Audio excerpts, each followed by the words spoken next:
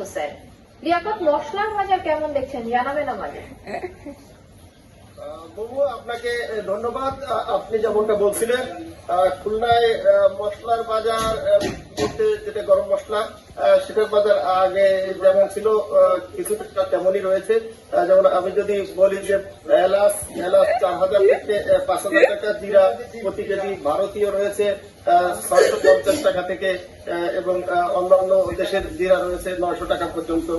এছাড়া দারুচিনি 500 টাকা, লবঙ্গ 1700 টাকা থেকে 1800 টাকা, গোলমরিচ 1100 থেকে 1200 টাকা, এবং আদা রয়েছে 150 টাকা থেকে 200 টাকা দরে। এছাড়া বাংলাদেশে আমাদের সাধারণত সবচেয়ে বেশি ব্যবহৃত যে মশলা পেঁয়াজ এবং রসুন, মশলা হিসেবে সবচেয়ে বেশি ব্যবহার হয়।